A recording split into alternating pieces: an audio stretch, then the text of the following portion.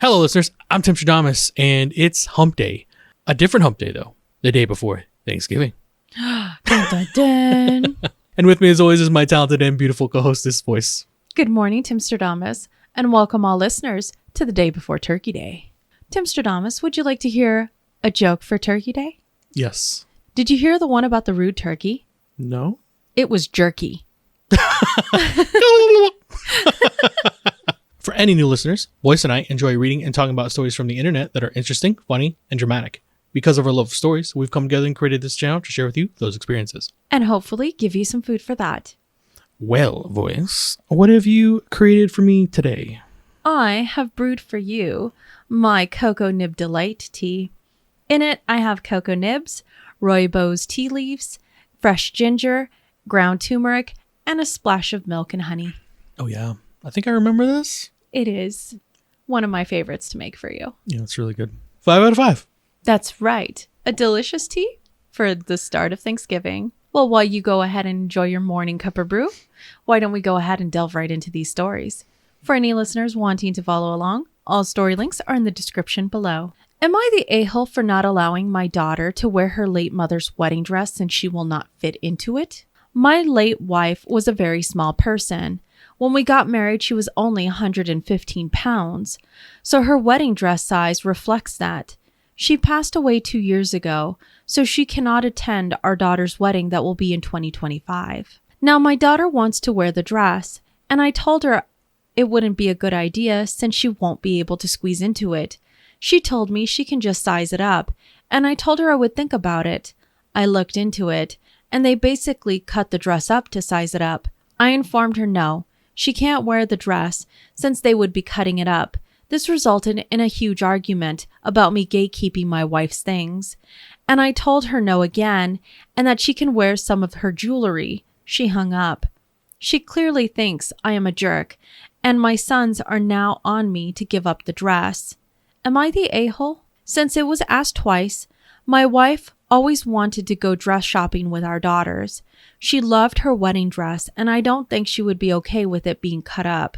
I also have a younger daughter since that was asked. Also, I am confused why a lot of the comments mention my youngest is super skinny like my wife. I never said that. She won't fit into the dress either, more due to the fact that she's almost 6 foot. Am I the a-hole? So this one's an interesting story because I think all of us have heard throughout, since the advent of weddings, marriage, that mothers pass down their dresses to their daughters, if they can. Now, in this story, the daughter is getting married, and unfortunately her mother passed away 2 years prior. ROP says there was no plans of the dress being used because, he put it simply, there's no way his daughter is going to be able to fit in it. His daughter and his wife are two very different body types. Fair enough. The daughter still would like the dress, and the way she's going to use it is it be, I guess, taken apart and then put back together with another dress. It's either put back together or just extended. Like, let's say they add on a back piece that kind of extends it but makes it look natural to the dress, so the front looks more natural. Yeah. But the back will be the extended part. Enhanced or renewed or altered, Correct. I guess is what I'm trying to say. It sounds like ROP does not want that to happen. His wife did pass away 2 years ago. Those are his memories too. I guess for me, in this case, he might be a little bit the a-hole, but very small a-hole, because you are allowed to feel the way you want. That does belong to him. You can be, in their words, I guess, gatekeeping of it. But in my mind, that dress is just going to sit in a closet or a box and never see the light of day again. I don't see why honoring your wife's memory with your kid really wanting that dress and being able to use it is such a bad thing. I guess that really is a conversation you need to have with your daughter as to truly why you feel the way you do, not just because, well, you might not fit in the dress and then that's the end of the conversation. If you really have that type of attachment to it, let her know. Hopefully she can understand it. But if that's me, I'm definitely giving her the dress and letting her enjoy it. At least then it can be used and not just sitting in a box rotting away. Well, the consensus on Reddit, really felt kind of mixed. It leaned a little bit more towards you're the a-hole, but I would say it was fairly mixed with not the a-holes, and in fact, a lot of individuals say no a-holes here after reading some of his replies. Let me go ahead and say I agree with you in that a keepsake that never gets used is honestly just a very sad memory. One that I feel like in time will be lost and forgotten, or even in the future, potentially thrown away because there'd be no ties to it for future generations. Now, I personally have very mixed feelings on this. I understand the sentimentality that OP has. He's attached to this dress. And he put down in the comment section that unfortunately his wife passed away fairly quickly. So this was not a plan. He had time to talk to her about it and see what she'd like to do with these keepsakes that they've had together. Additionally, in the comment section, there were some individuals that actually say it's extremely difficult to size up a lot of sizes in a dress if you're talking about very different sizes. A couple inches here or there is different than if you're talking about 4 or 5 different dress sizes. It could actually alter the dress or just not look how somebody would envision that dress to be. So to be careful on that, to actually talk on those points with his daughters so that everybody understands I guess you could say the realistic dream that they want to have happen. Now, I understand it from the daughter's point of view. There needs to be something, even if it's just a compromise, where OP can fill in that gap where his daughter feels closer to their mother now that she's no longer here. If jewelry can't do it, I'm wondering why it is that the dress can't be replicated at least. At least there are other options out there than how he feels would happen in his mind. It's almost as if they're going to butcher the dress and then it will never be the same. I would say, at least as a small message to OP, rather than looking at the dress being ruined, you should see it as the joy of the dress being renewed into more memories. I can just hope that they have a meaningful sit-down conversation and really get to the bottom of it. And you don't want to have the next part of your life get started on that foot. I agree. If anything, this conversation is easy to feel as if you have a stance in one direction or the other, depending on your experience. My experience of being the daughter that lost a parent, I can't understand it from the parent that's lost a spouse. Both sides can just be understanding and hopefully can find a way to work together to make it a more enjoyable experience for everybody and have their mother be a part of it. Exactly. Well, let's go ahead and walk away from this very gray situation and go into our next story, which I feel is a little bit more clear-cut.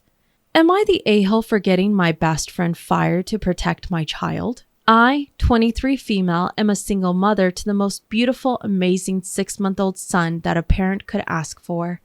My partner and my son's father, 45 male, recently left me after he found out I was having an affair with his boss.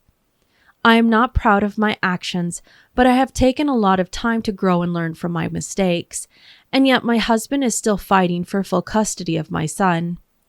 Between the legal fees, being a single mother, and the rising cost of living, money is pretty tight for me at the moment. My best friend, 22 female, helped me get a part-time job as a waitress at the local diner she worked at. She has wealthy parents who pay for all of her expenses, and she is on the record as saying she worked there just for the pocket money. 3 months ago, my sister asked if I wanted to go out clubbing. She knew I was broke and graciously offered to loan me $200, which I accepted. As a hard-working single mother, I feel I have the right to have some fun once in a while, and it was a great night full of laughter and mischief. Cut to last Friday. My sister stormed into work and demanded I pay her back, accusing me of deliberately ignoring her calls and messages when in reality I've just been really busy. She told me she wasn't going to leave without the $200, so I took the money from the cash register and handed it to her. The next day, My manager comes up to me and asks why the register is short $200.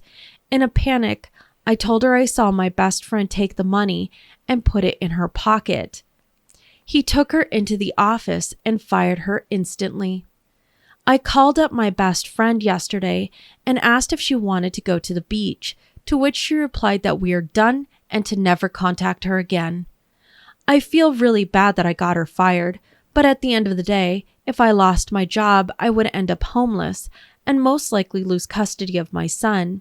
I need the money more than she does, and I thought given the circumstances I made the right decision. However, after talking to some other friends, I've been told that what I did was wrong and that I need to tell the truth regardless of the consequences. Am I the a-hole? This OP is a foul human being.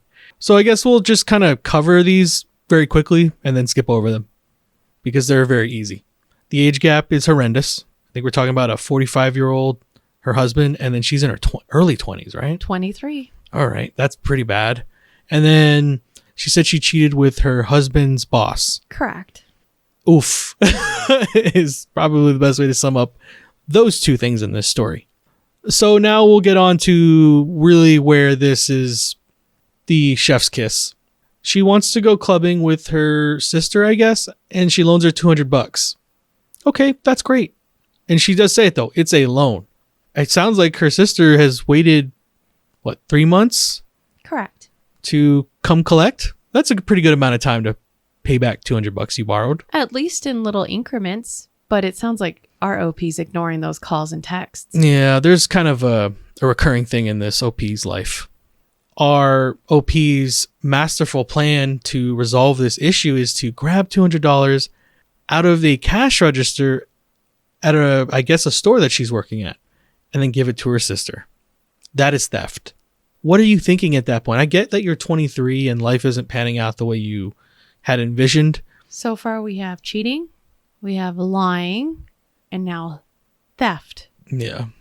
Obviously, her boss does a little bit of quick math and realizes there's $200 missing out of the register.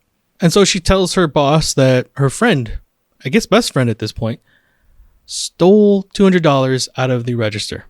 And then she gets fired on the spot. And now it sounds like she's trying to do some mental gymnastics as to why it is that she's in the right. Because in her mind, she needs this money and job more. But hold on. They should still go to the beach together. Yeah, you should still be my friend even though I got you fired. I think our OP is a very lost turducken. You're a terrible friend.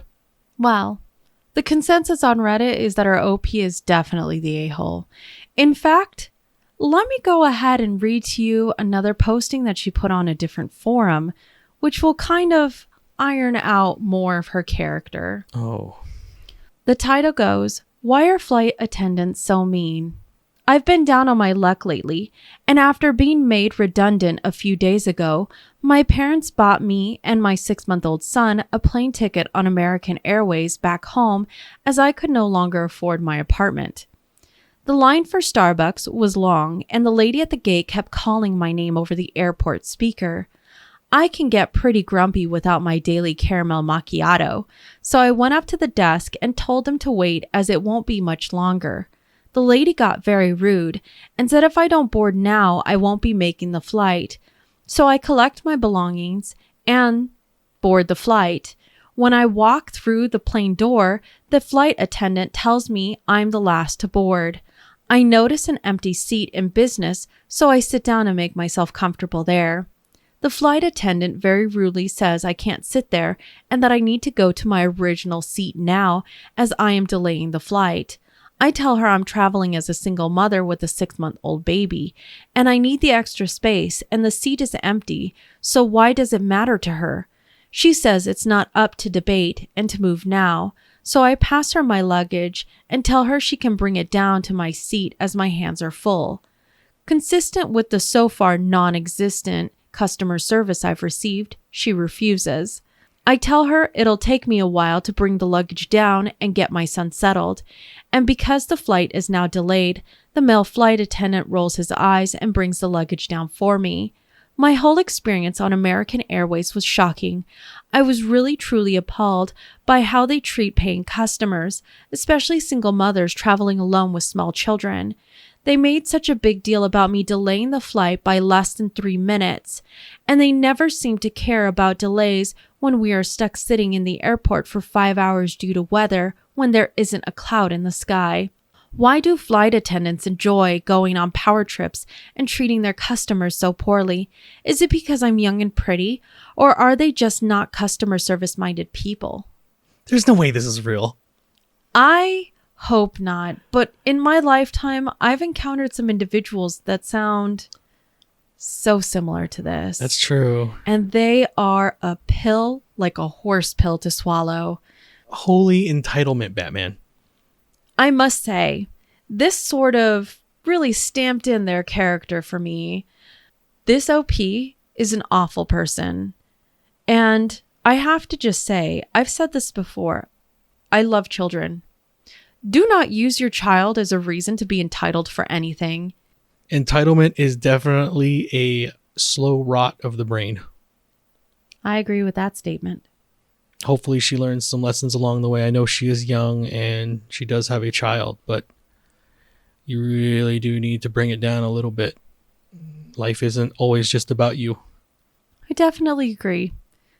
Well, let's go ahead and walk away from this situation and see if our next friendship is any better. Am I the a-hole for telling my friend it's her fault for getting married and having kids late because the world won't wait on her now? I, 39 female, have a 6-person girl group since college, 37 to 39 females. And that includes Mary, 38 female. We've been close throughout the years and have been at milestone events for each other. Mary just had a baby and is completely fitting the crazy new mother stereotype. In college, Mary has always been someone who has had to make it known that she was unique or different from the rest of us, which wasn't as draining then as it has become now. For starters, all other women in our circle got married between the ages of 22 to 27, and we all have multiple kids. So the 5 of us were able to experience those milestones alongside one another and got closer as we shared similar lifestyles. Mary was very adamant on not settling until her 30s because she wanted to travel and have different experiences, which we all supported. Regardless, she would continue to make comments about how she was so lucky, unlike us, because we were tied down with husbands and babies. I think this is where she grew resentment towards us because we were in different places in life and she was upset we couldn't have our group be similar to how it was in college. Then, into our mid-30s, it became a whole saga of she's getting older and can't find a husband because all the good men are married or divorced with kids. When she finally got married, many could not attend because it was a destination event and child-free during COVID. This caused a fight because she said how she was there for us during our weddings, but we couldn't put aside a week for her. We had all told her how we wished we could, but it simply was not financially feasible and didn't logistically work with our kids. But she just refused to hear us out and was simply so inconsiderate about our lives and families, saying we were horrible friends. Now, Mary just gave birth to her first child and I was very excited for her. The only issue is that she moved from our state to a remote place that's only accessible by a 6-hour car ride. Her baby is a 6-month-old, and none of us have been able to go visit her. I think she's been having a wrong idea of what a village is and has essentially demanded in our group chat that we come up for the holidays and help her out because she's having a hard time adjusting to mom life. But this would entail we all take the week off, arrange childcare, figure out transportation, and book hotels during the holidays. It's gotten to the point where she's posting cryptic messages on Facebook bashing fake friends who won't be there for her. As much as I wish I could, I cannot physically support her in the way she needs me to do in this stage of life. It would have been completely different if she still lived in our city and this was earlier in life when we had less commitments/priorities. So I told her this, and that if she was hoping for this big village and constant support, she should have thought about that when she was planning out her life, because we can't all just pause our lives for her. So am I the a-hole? So I think this story kind of revolves around an interesting topic, because there are friends you meet when you're younger. And yes, through life and marriage and kids and obligations and school and jobs, all of those things put you in different life stages. You do start having to get different friends. Because yes, unfortunately, you do have falling out with people. It's not that you dislike that person. It's that different things matter at different phases of life to everyone. So that all being said, I think if I boiled this story down to what the basis of it is for me anyway, you have a group of 6 friends, and Mary, the single one that just got married and now has a child, that she was there for the other friends in the group through the marriage, through their kids. I'm certain maybe she got asked to do things for them that she probably was more than happy to do. But when it's her turn for these milestones in life, it sounds like none of them have reached out or done anything with her, celebrating them, seeing her. She says that none of them were able to make it to her wedding. Yes, I get it. It was during the pandemic. I can get by that not being a thing, right? There's a lot going on. If they have children during this time, money was tight for everybody, depending on what you were doing. So I can get by having to say, hey, a destination wedding, we can't do it right now. Because a lot of people didn't even know if they were going to have a job. But she did just have a child. It's been 6 months. No one's seen her or the child. If you're that good of friends, you make the time. The 5 of you are not being as good a friend to your friend as she was to you. That makes you guys the a-hole. Even if you can't spend a full week with her and she's demanding that you come out there to spend the holiday and help her take care of the kid for a week, even if you can't do that, I don't see what's stopping you from at least coming out for a couple days. So, the consensus on Reddit was our OP's the a-hole.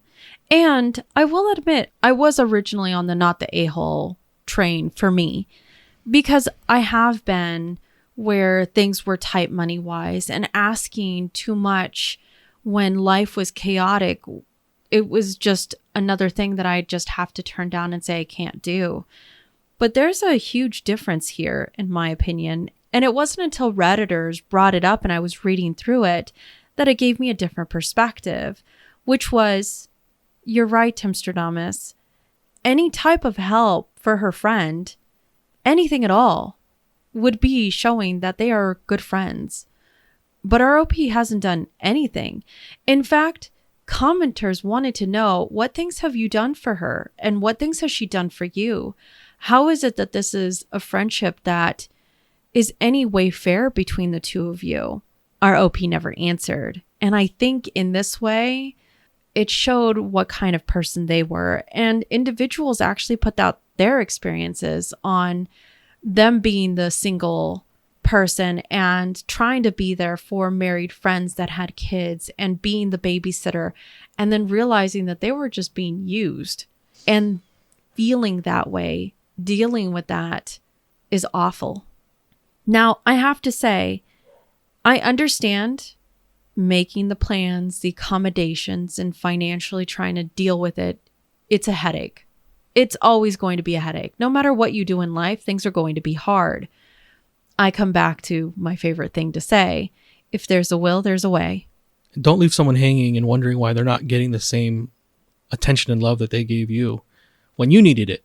And now when it's her turn, you're nowhere to be found. You're better off just telling her straight up, hey, look, you're not as important to me as I am to you. At least then you're giving her a fair chance to go find people that will reciprocate that love. Agreed. Well, let's go to our very last story of the day, and I look forward to your input on this. Am I the a-hole for telling my daughter that I am not making decisions about her menstrual issues?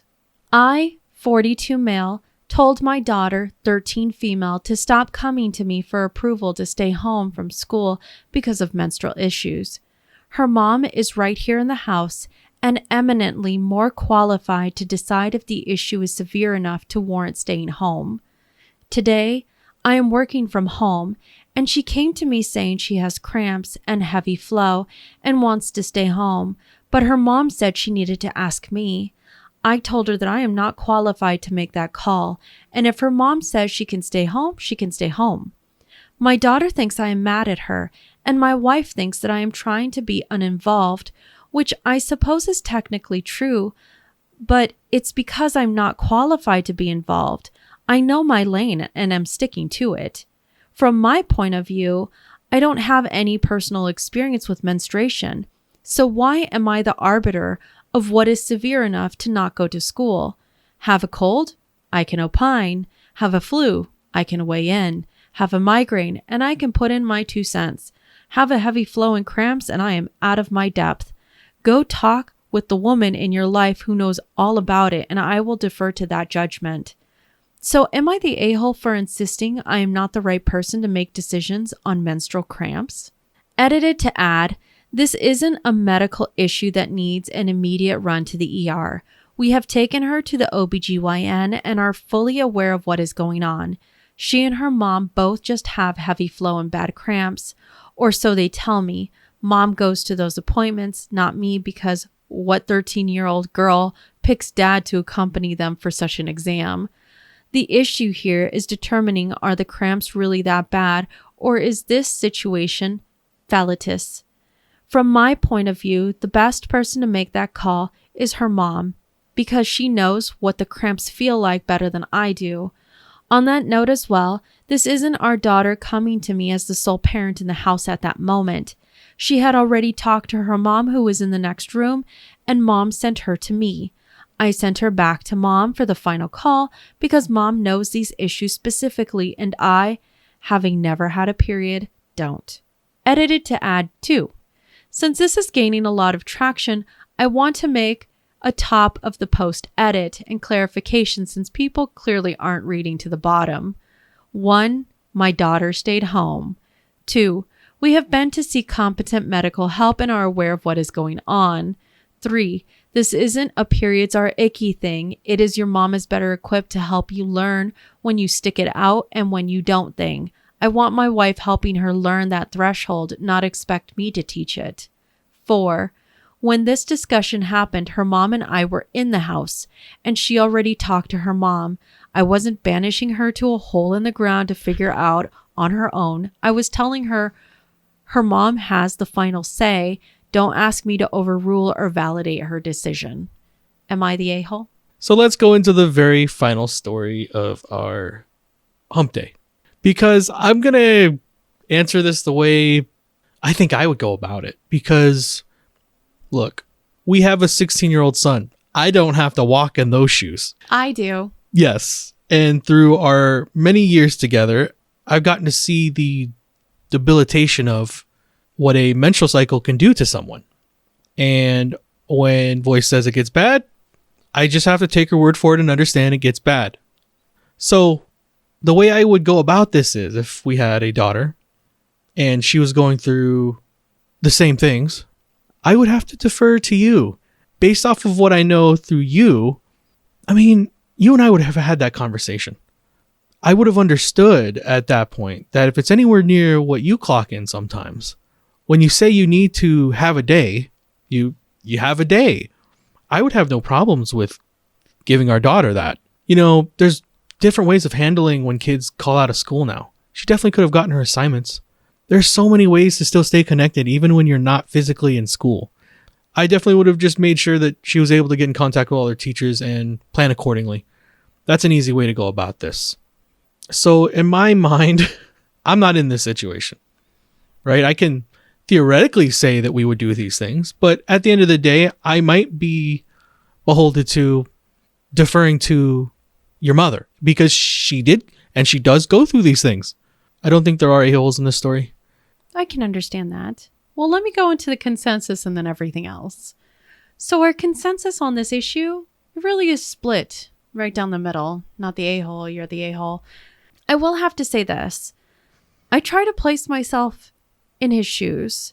And Timstradamus, you and I have our son. There have been many things that you have spoken about with our son that I feel like would be out of my depth, as I wouldn't really be able to empathize or understand it the way that I feel I should in order to put my 2 cents in there.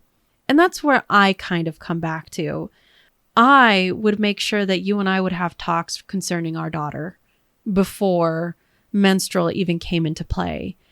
Because, and here it comes back to this, there are a lot of women who cannot understand the menstrual pain that other women go through. In fact, I've never gotten debilitated when Tom, also known as time of month, decides to hit me. I've never had to stay home from school at all regarding that. I've seen girls that have had to stay home from school, and this may make me sound a little calloused. A lot of times I've wondered if they've not taken advantage of that situation. In fact, it wasn't until older that I've spoken to a lot of women who have told me that they use that as an excuse many times to just stay home rather than go to school.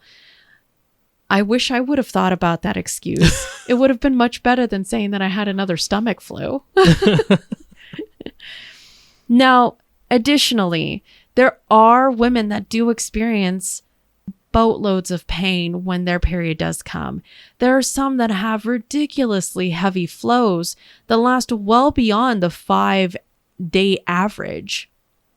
I can understand why a man would feel out of his depth. It would be something he doesn't understand. I bet you OP's probably encountered some women who have never talked about it and some who have, and he's just been like, cool. I get that. As there are many things that some guys have talked to me about, and I'm like, cool. I don't understand it, but I do try. It doesn't mean that I feel as if I'm qualified to speak on the subject. Now, the one thing that I can say is I absolutely despise Reddit commenters that say asinine things such as man up, or the ones that try to twist the "my daughter thinks that I'm mad now" comment that he actually put in there. I don't think our OP was in any way callous or mean. It sounds like OP's an extremely logical person and probably a little hard to read emotional wise. My father was one of those people that he would definitely tell me the facts straight, and it was kind of hard to read into whether he was or wasn't upset on a subject, and a lot of times he would say he wasn't. I don't like it when people try and twist things around, because you have a lot of fathers that don't care. Sure. This father cares enough to put this issue on the internet, is trying to show it's not that he doesn't care. He makes sure his wife and his daughter are medically being looked at because he does care. He just doesn't know what would be the best response in this case. I think he needs to have talks with his wife. Yes. He needs to set clear boundaries. And if his wife is there, I think it's a really big no-no when it comes to the OP's wife that she would have her daughter go to her father to make the final call here. It makes it seem to me, and I've seen it before with couples, and even with my own parents when it came to my stepfather and my mother, where one didn't want to make the call that would seem as if they are the bad person. They want the other parent to do it. Yeah, they don't want to have any accountability for the fallout of the situation. So I'm wondering if maybe the wife didn't want to say, no, I don't think it's as bad as what you're trying to make it seem. You're not staying home from school. And a part of her wanted her husband to go ahead and deal with it. Why else would you have one kid being jumped over to another parent when both parents are at home? Yeah, like I said, that was one thing that kind of had me scratching my head as to why she would need his permission for their child to stay home. At the end of the day, the daughter really did get bounced between the parents about this question, and it really should have been more the two of them, the parents, talking about what they were going to do together. I definitely agree with that. Well, was that our last story? It was. Well, as our stories come to a close, don't forget, you see in the world what you carry in your heart. If you have enjoyed listening to us read and talk about today's stories, please rate, subscribe, and turn on notifications for new content. We regularly post on Monday, Wednesdays, and Fridays. We would also love to thank all of our patrons for your continued support. Yes, we love and appreciate every single one of you. And for anyone that's in the United States, Have a wonderful Thanksgiving. Please be safe out there. Yes, enjoy all of the festivities and family time you can, even if it is a little straining. Try and make it positive. Yes. And we would love to hear your opinions in the comments section below. And remember, if you post it, I'm probably going to eat all the pecan pie. No.